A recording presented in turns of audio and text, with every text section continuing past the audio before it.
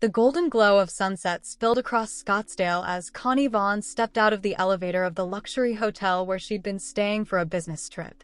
Her heels clicked against the polished marble floor, each step heavier than the last after a day of intense negotiations.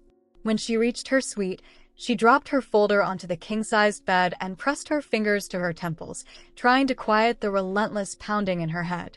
Drawn to the floor-to-ceiling window, she gazed out at the bustling streets below. At 35, her brown eyes held both exhaustion and a hard glimmer of determination. After the storm of her divorce from Mark Grant, her career had finally begun to soar. She was lost in thought when her phone buzzed inside her purse. The sender made her pause. Carla Grant, her ex-sister-in-law. Connie's breath caught as she read the message. "Connie, I hate to interfere, but you need to know. Mark is throwing a divorce party at your house. He invited half of Scottsdale, bragging that he's celebrating his freedom in the place he claims he built. I'm so sorry, my friend." Her chest tightened. She almost dropped the phone, reading the words again and again as her body began to tremble. No, this can't be," she whispered. The phone rang. It was Carla. "Hello." Connie's voice cracked. "Did you see my message?" Carla's tone was raw with concern. "Yes. I just read it." "Are you absolutely sure?" "Positive. My brother Michael got the invitation. He told me everything. He's furious." Connie drew in a shaky breath. "When is it?" "This Saturday." "I know you're out of town, but don't worry." "Don't." Connie cut her off, her voice hardening. "I'll take care of it." She hung up and immediately dialed another number. "Jason, it's Connie. I need your help." "What's going on?" her attorney Jason Lane asked, his voice sharp with concern. "Mark is planning a divorce party in my house. I need all the paperwork ready by tomorrow." "I'm flying back." Jason cursed under his breath. "This is outrageous. Do you want me to involve the police?" "Not yet," she said, her voice steady now, eyes flashing with resolve. "First, we're going to catch him off guard." Her hands shook as she packed, but with each folded shirt, her movements grew more deliberate. "Oh, Mark," she muttered, snapping her suitcase shut, "you have no idea who you're dealing with." By dawn, she was back in Scottsdale, exhaustion etched on her face, but anger keeping her upright. She drove straight from the airport to Jason's office, where a thick folder of documents already waited. "Are you sure about this?" he asked, adjusting his glasses. "More than ever," she said, gripping the papers. "This ends now." While Connie prepared her strike, Mark reveled in a tension at the house that had once been theirs. The pool sparkled under strings of lights, the patio crowded with partygoers, champagne flowing freely. Mark raised his glass high. "Welcome to my freedom party," he shouted, drawing cheers. Beside him clung Jenna, a blonde in a skin-tight dress who kissed him loudly. "Babe, this is incredible," she squealed. The music and laughter died the moment sirens blared down the street. 2 police cruisers rolled through the gates, followed by a sleek black car. Mark froze as the door opened, revealing Connie stepping out. She cut a striking figure in a tailored red suit, heels clicking against the stone driveway. Behind her, Jason and 2 officers followed. The crowd went silent, all eyes fixed on her. "Surprise, darling," Connie said coolly. "Funny. I don't remember being invited to my own party." Mark's face went pale. "Connie, what the hell are you doing here?" She smiled, though it never reached her eyes. "Making sure this party matches the occasion." Turning to the stunned guests, her voice rang clear and sharp. "Ladies and gentlemen, you are trespassing. This house belongs to me, and none of you were invited." Gasps rippled through the crowd. Jenna clutched Mark's arm. "Marty, what is she talking about?" Connie let out a dry laugh. "Didn't he tell you? The house was awarded to me in the divorce. It's mine." Jason handed the officers a stack of documents. "Please proceed with the eviction." Chaos erupted. Guests bolted, some climbing fences in a desperate rush. Mark turned crimson with rage. "You can't do this. This is my house. I built it," he shouted, lunging toward her. Connie stood her ground, eyes blazing. "No, Mark. You lost this house the day you betrayed me. Leave before they drag you out." The officers moved in, and Mark backed away, shaking with fury. "This isn't over, Connie," he spat. She let her smile soften. Oh, yes it is. It's been over for a long time. As Mark was escorted out, Jenna weeping beside him, Connie exhaled deeply. Jason placed a steady hand on her shoulder. You were incredible, he said. She looked around at the scattered glasses, toppled chairs, and fading glow of the lights. For the first time in years, the house felt like hers again. Relief, sadness, and triumph crashed over her all at once. This really was one hell of a party, she murmured, stepping inside. But only for Mark. The next morning, sunlight poured through the windows, falling on the remnants of the chaos. Connie sat on the sofa, coffee in hand, her silk robe wrapped tightly around her. The doorbell rang, pulling her from her thoughts. She opened the door to find her best friend Erin, grinning from ear to ear. My queen, Erin cried, hugging her tightly. I came as soon as I heard. Are you okay? Connie's smile this time was real. Better than okay. Come in. In the kitchen, Erin looked around, eyes bright. So, how does it feel to finally own this palace outright? Connie laughed, a sound full of freedom. Like I've been reborn. Like a weight I've carried for years is finally gone. Erin squeezed her hand. You deserve this after everything Mark put you through. Just then Connie's phone rang. It was Jason. Hello, Jason. Do you have news? His tone was almost cheerful. I do. The judge just issued the restraining order. Mark can't come near you or the house, 100 meters minimum. Relief washed over her like fresh air. Thank you, Jason. You have no idea how much this means. She hung up and turned to Erin, eyes sparkling. It's official. Mark is barred from coming near me. Erin clapped her hands. Perfect. Now we need to celebrate. How about a coronation lunch with the girls? Connie glanced at the scattered mess but grinned. You know what? Let's do it. The next few hours passed in a blur of laughter and motion. Connie moved through her Scottsdale home with newfound energy, directing the staff and Erin as they cleaned, decorated, and prepared a feast fit for royalty. The scent of fresh flowers mingled with roasted meats and baked pastries, every table arranged with care. Friends arrived, each bringing a dish, a bottle of wine, or a bouquet, filling the house with warmth. By the time everyone gathered in the garden, the air buzzed with anticipation and joy. Connie lifted her champagne glass, sunlight glinting off the crystal. My dear friends, she said, her voice steady and bright, thank you for being here. This isn't just a new beginning for me. It's a celebration of our strength as women. Carla Grant, the ex-sister-in-law who had warned her about Mark's outrageous party, stepped forward, tears glimmering in her eyes. Connie, forgive me for not seeing sooner all the damage my brother caused. I'm so proud of you. They embraced tightly, and Connie turned back to the gathering with a radiant smile. You are my real family. Together, nothing can stop us. The afternoon stretched luxuriously, filled with laughter, music, and endless conversation. Connie wove through her guests, her face glowing with happiness she hadn't felt in years. As the sun dipped, painting the sky in molten gold and rose, Erin raised her glass. A toast, she called, silencing the garden. To our Queen Connie, may her reign be long and glorious. Glasses clinked, and tears of pure joy brimmed in Connie's eyes. Thank you, my friends. This is only the beginning of a new era, she said. Looking around at the smiling faces, she realized she had reclaimed more than her house. She had rediscovered her strength, her dignity, her voice. Night fell softly, but the light in her eyes remained, a quiet promise of all that was yet to come. Days later, Connie Vaughn walked into Jason Lane's Phoenix law office, her navy blue suit perfectly tailored to highlight her confident, commanding presence.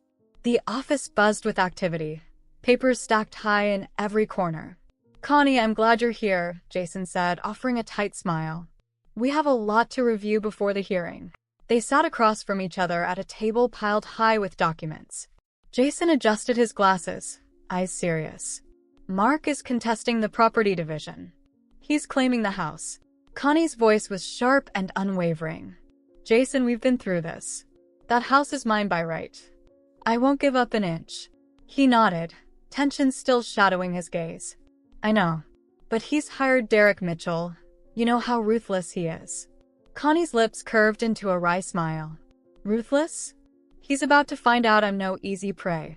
Hours later, the Scottsdale courtroom was packed, the air thick with anticipation. Connie sat upright, shoulders squared, refusing to meet Mark's furious glare. When Judge Reynolds entered, the room rose in unison. "You may be seated," the judge commanded in a deep, authoritative voice. "We are here to resolve Mr. Mark Grant's challenge regarding the property division in his divorce from Mrs. Connie Vaughn." Derek Mitchell, Mark's attorney, stood first. His expensive suit clung to him like armor. "Your Honor," he began smoothly, "my client built that house with his own hard work. It is unfair to take away his property over an unfortunate marital misunderstanding." Connie felt a surge of anger but kept her expression calm. Jason rose to respond, his voice measured but firm.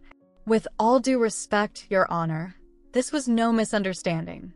Mr. Grant repeatedly violated his marital vows." "Objection," Mitchell barked. "Irrelevant to the property dispute." Judge Reynolds raised a hand. "Sustained. Focus on the legal facts." The courtroom hummed with tension as arguments volleyed back and forth. Connie remained composed, her mind racing even as her face stayed serene. Finally, the judge called a brief recess. Connie adjusted her blazer and slipped to the restroom to collect her thoughts. Looking at herself in the mirror, she drew a deep, steadying breath. That's when she noticed the familiar figure behind her reflection. A plan crystallized in her mind, sharp and decisive. Back in the courtroom, the tension was electric. Mitchell argued a point, gesturing aggressively, when the door opened. All eyes turned. Connie strode in, confident and composed, followed by a woman whose presence drained the color from Mark's face. "Your Honor," Connie said, voice clear and unwavering, "I would like to present a surprise witness." Judge Reynolds frowned but inclined his head. "Go ahead, Mrs. Vaughn." Connie gestured, and Carla stepped forward. "This is Carla Grant, sister of Mark Grant." A ripple of murmurs swept through the room. Mark lunged from his seat, but Mitchell held him back with a vice-like grip. Tears shimmered in Carla's eyes, but her voice was steady. "My brother has always known who he really is," she began. "He spent years manipulating our family. He embezzled from our father's company to fund his secret life, luxury, affairs, deceit. I cannot stay silent any longer." Carla handed over a stack of documents, each one a damning revelation. Gasps echoed through the courtroom. Mark's face turned crimson, hands gripping the edge of his chair as he tried to interrupt, but Judge Reynolds silenced him with a warning of contempt. When Carla finished, the judge leaned back, expression stern. "Mr. Grant, your actions are despicable, extending far beyond this divorce.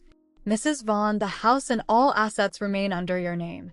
I am also ordering a full investigation into Mr. Grant's business dealings and a reevaluation of his assets for potential additional compensation." Case closed. The gavel struck with finality. Connie exhaled, a surge of relief and triumph washing over her. She glanced at Carla, gratitude and compassion shining in her eyes, a silent acknowledgement that justice had finally been served. Outside the courthouse, Jason practically vibrated with excitement. "Connie, that was brilliant." She adjusted her handbag strap, smile steady and triumphant. "Sometimes, Jason," she said, "justice just needs a woman's intuition and a good pair of heels." As the sun dipped behind the cityscape, Connie walked forward, her shadow long and commanding, her heart finally free from the darkness of the past. Meanwhile, in a dimly lit Phoenix bar, Jenna slipped into a scarlet dress that caught the low light, her restless eyes scanning until they landed on Raphael, Mark's best friend, seated at a table in the back. "You're late," he muttered, gaze sharp as she approached. "Sorry," she whispered, glancing over her shoulder. "Had to come up with another excuse for Mark." Raphael smirked, though it didn't reach his eyes. And this time, the usual girls' night. She opened the menu, avoiding his gaze. Once the waiter left, Raphael leaned closer, voice low and urgent. "Jenna, we can't keep doing this. Mark is my friend." She let out a bitter laugh. "Friend? He doesn't even know the word. You saw how he treated Connie." Guilt flickered across Raphael's face. "That's different. She was his wife. You're the disposable mistress." Jenna cut him off, eyes blazing. The next one to be lied to and tossed aside? Silence fell. Raphael reached out, brushing his fingers against hers. You know this isn't just a fling for me, he said softly. Jenna pulled her hand back, tears threatening. I don't know anything anymore, Raphael. This whole thing is a mess. Her phone vibrated violently. She froze. It's him, she whispered, panic rising. Raphael leaned back calm. Answer it. Act normal. Trembling, Jenna picked up. Hi, love, she said, forcing cheer. On the other end, Mark's voice was sharp. Where are you? Her heart pounded. With the girls, remember? Girls' night. Don't lie to me. Where are you? Fear gripped her, but beneath it, a surge of resolve rose. Raphael calmly took the phone. Mark, it's me, Raphael. I ran into Jenna by chance. She wasn't feeling well, so I invited her for a drink. Figured you wouldn't mind if your best friend kept her company. Silence. Then Mark's cold reply, bring her home. Now. The line went dead. Raphael returned the phone, expression steady. Jenna's eyes were wide with fear and relief. What are we going to do? She whispered. I'll get you home, Raphael said, tossing bills on the table. Stick to the story I gave him. Everything will be fine. Each step toward his car felt heavy for Jenna, burdened by guilt and fear. She had betrayed Mark, the man who had once rescued her from a hard life, but he had betrayed her, just as he had betrayed Connie. The soft glow of Phoenix's city lights reflected off Raphael's profile, and she felt her heart tremble. Falling for him now felt as dangerous as it was impossible. At the house, Mark waited, a mask of restrained fury. Jenna's legs nearly buckled. Thanks for bringing her, friend. Mark spat at Raphael, venom dripping. Raphael shot her a last worried glance before sliding into the driver's seat. Once his car disappeared into the night, Mark's hands clamped around Jenna's arm, dragging her inside. You think I'm an idiot? He hissed, eyes blazing. Fear surged, but beneath it rose something stronger, a recognition of her own worth. No, Mark, she said, voice steady. I think we both are. She wrenched free and stormed into the bedroom, stuffing her things into a suitcase. Her heart, once held captive by his manipulations, now beat with clarity. It was time to escape the lies and betrayal. What do you think you're doing? Mark demanded, disbelief etched across his face. Jenna turned, years of pain and defiance written in her eyes. What I should have done long ago. I'm leaving. With suitcase in hand, she walked toward the door. Each step lighter, each breath freer. Her heart, no longer a cage, now guided her toward a new beginning. The next morning, Connie sat at her kitchen table in her Scottsdale home, sipping coffee and flipping through the newspaper, when the doorbell rang. With a sigh, she adjusted her silk robe and opened the door to find Aaron standing there, eyes sparkling with excitement. Aaron! What a surprise, Connie said, pulling her into a warm embrace. Aaron handed her a tablet, barely able to contain her excitement. Have you seen this? Connie squinted at the screen, her eyes widening as she read the headline. Mark Grant's business empire collapses amid fraud investigation. The article laid bare Mark's financial misdeeds, exposing years of secret embezzlement and triggering a federal probe that threatened to dismantle his empire. Connie sank onto the sofa, letting the weight of justice wash over her. Oh my God, she whispered. Aaron sat beside her, clasping her hand. How do you feel? Connie paused, letting the news sink in. Slowly, a faint smile curved her lips. You know, Aaron, I thought I'd feel angry or sad, but all I feel is relief. Aaron squeezed her hand warmly. That's the closure you needed. Her phone buzzed. Jason Lane, her attorney. Connie, I imagine you've seen the news, he said, voice taut with tension. Yes, Jason. What does this mean for me? Well, since you were legally separated from Mark when all this came to light, your assets are fully protected. In fact, what? She pressed. There's potential for additional compensation. Some of Mark's transactions involved assets that should have been divided during the divorce. A wave of relief and vindication washed over her, mixed with a quiet thrill of justice. Do what you have to do, Jason. Not for revenge, but for justice, she said firmly. After hanging up, she turned to Aaron, who was watching her with admiration. And now, What are you going to do? Eren asked. Connie walked to the window, gazing at the garden she had lovingly redesigned after the divorce, now bursting with color and life. I'm going to live, Eren. Live the life I've always dreamed of but never dared to pursue. In the weeks that followed, she poured herself into transformation. She didn't just redesign her home, she redesigned her life. Every corner reflected her vision. Every routine reinforced her independence. Each day became a small victory, a reclaiming of the self she had almost lost. One evening, she sat on her terrace with a glass of red wine, staring at the stars above Scottsdale, each one like a tiny promise. Eren joined her, teasing gently. So, how does the queen feel in her castle? Connie laughed, light and genuine. I don't feel like a queen, Eren. I feel like a free woman. She raised her glass in a silent toast, to the night, to the city below, to the endless possibilities ahead. Her victory had nothing to do with revenge or wealth. It was about rediscovery, healing old wounds and embracing new opportunities. Pain had been transformed into purpose, resentment into compassion. As darkness settled over the city, a profound peace wrapped around her. She hadn't just survived, she had flourished. Every scar told a story of resilience. Every chapter of her life testified to her strength. She realized that true triumph isn't about what you've endured. It's about how you rise, how you rewrite your story, how you turn life's storms into a dance in the rain, celebrating every drop as a chance to grow, to be reborn, to live fully. You just heard this one from Stories by Sue. If it resonated, don't forget to like and subscribe. What are your thoughts? Share them in the comments, I'd love to hear. Thanks for watching.